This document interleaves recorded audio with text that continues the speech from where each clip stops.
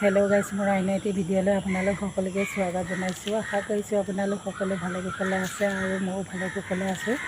আমাৰ ইয়াত মানে থকা বুঢ়ী আইতাজনীয়ে আমি যেতিয়া আহিছিলোঁ আমাক কৈছিলে কি তহঁতক মই মানে চাউল আনি দিম 40 কেজি আৰু 40 কেজি আটা আনি দিম এনেকৈ কৈছিলে। তেতিয়া কালি মানে বজাৰলৈ গৈছিলে, যাওঁতে আমালৈ সেয়া আটা কিনি লৈ আনিছে 30 কেজি আৰু চাউলো দিব। মই কমাই আনিব দিছিলোঁ, কিন্তু বুঢ়ী আইতাজনীয়ে নুশুনিলে। কাৰণ কিয় আমালৈ যদি এতিয়া বেছিকৈ আটা লৈ আনে তেতিয়াহ'লে থৈ দিওঁতে মানে পুৰ হৈ যাব যে। আমিতো 2 টাইমহে ৰুটি বনাওঁ, ৰাতিপুৱা আৰু ৰাতি। দুপৰীয়া হ'লে আমি ভাতেই খাওঁ। আৰু আমাৰ মানুহ এতিয়া ইয়াত আছোঁ আমি 3টা, আৰু নিহা পাপাকে ইয়াত নাথাকে, পাঞ্জাৱত থাকে। আৰু আমি 3টা মানুহ এনেই কিমান খাম, সেইকাৰণে মই 20 কেজি আনিব দিছিলোঁ। আৰু বুঢ়ী আইতাজনীয়ে নুশুনি 30 কেজি লৈ আনিলে।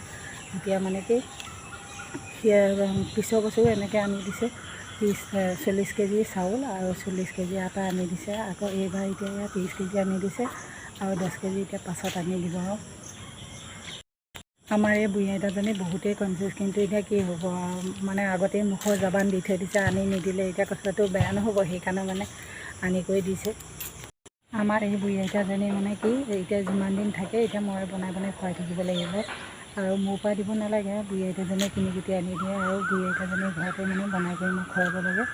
আৰু যি 20 দিন 10 দিন থাকে তেনেকৈ মই বনাই কৰি দি থাকিব লাগিব। আমি থকা এই পাঞ্জাবী আইতাজনীয়ে মানে হিন্দী আৰু পাঞ্জাবীহে বুজি পায়। অসমীয়াত যেতিয়া আমি গালিও দিওঁ, কিবা যদি বকিও থাকোঁ মানে একো বুজিয়ে নাপায়। আৰু পাঞ্জাবীত মানে এই বুঢ়া মানুহবিলাকক মানে বিবিজি বুলি মাতে আৰু মাতাজী বুলি মাতে। সেইকাৰণে আমি বিবিজি বুলি মাতোঁ। যেতিয়া আইতা বুলি মাতোঁ তেতিয়াহ'লে আমাক গালিহে দিব, বোলে তই কি কৰি আছ বুলি। এতিয়া দেখিছে ন, বুঢ়ী আইতাজনীয়ে আটা আনি দিছিলে 30 কেজি। তাকে এয়া খুলিছোঁ, এইটো হয় বস্তাটো।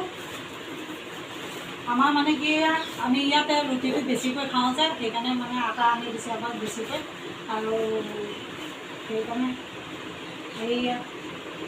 এয়া চাকিৰ পৰা আনিছে আটা, 30 কেজি আটাই আনি দিছে। ইয়ালৈ আহিব পৰা বুলি ৰুটি খাওঁতে এতিয়া মানে কি দিনটোত 3বাৰ আমাৰ ভাত খাবলৈ মনেই নাযায়, ৰুটিহে লাগে। সেইকাৰণে ইয়াৰ আটাই বেছিকৈ আনি দিছে ৰুটি খাবলৈ কাৰণে।